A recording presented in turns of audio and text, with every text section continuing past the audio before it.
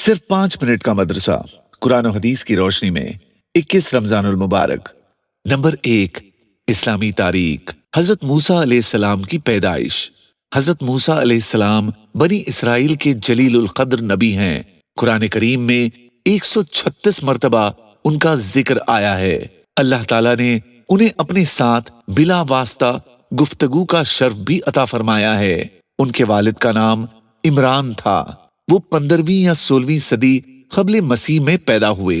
पैदाइश के बाद उनकी वालिदा ने अल्लाह के हुक्म से उन्हें एक संदूक में रखकर दरिया में डाल दिया। संदूक बहता हुआ फिरौन के महल तक जा पहुंचा। फिरौन और उसकी बीवी आसिया ने संदूक निकलवाया। अल्लाह ताला ने उस मासूम बच्चे की मोहब्बत आसिया के दिल में डाल दी और फिरौन को उसकी तरबियत और परवरिश करने और बेटा बनाने पर मजबूर कर दिया।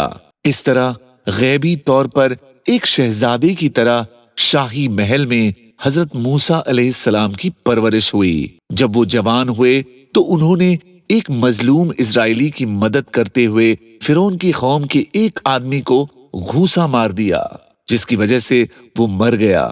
हजरत मूसा अलैहिस्सलाम अपनी जान के खौफ से मिस्र छोड़कर मदियन चले गए और वहां हजरत शुएब अलैहिस्सलाम से मुलाकात हुई तो उन्होंने हजरत मूसा अलैहिस्सलाम की अमानतदारी को देखकर अपनी बेटी सफूरा से निकाह कर दिया।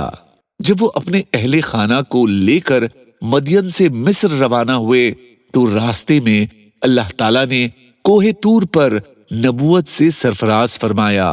फिर मिस्र पहुंचकर वो बनी इसराइल की इस्लाह और फिरौन को दावत हक देने में मशगूल हो गए।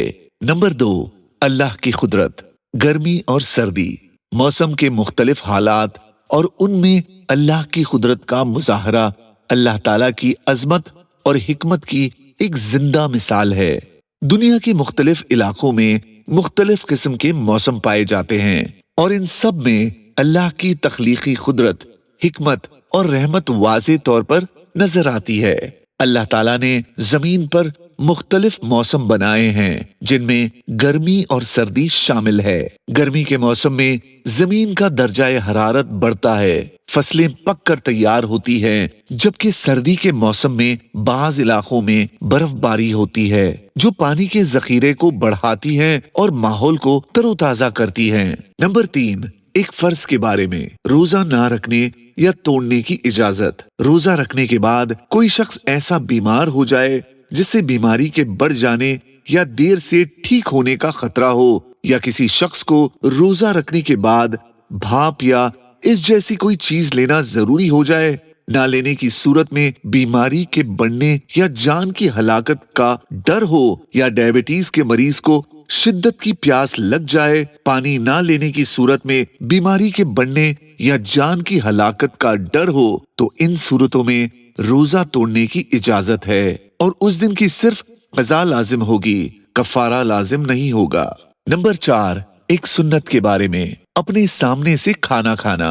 हजरत उमर बिन अबी सलमा रज़ियल्लाहु अन्हुमा ने फरमाया, एक दिन मैंने रसूलुल्लाह सल्लल्लाहु अलैहि वसल्लम के साथ खाना खाया। मैं थाली के इर्द गिर्द से खाना खाने लगा तो आप सल्लल्लाहु अलैहि वसल्लम ने मुझसे फरमाया, अपने सामने से खाओ। नोट, अगर एक साथ एक ही किस्म का खाना कई आदमी खाएं तो हर एक अपने अपने सामने से खाए, ये सुन्नत है। नंबर 5, एक अहम अमल की फजीलत, हाफिज़े कुरान का मर्तबा।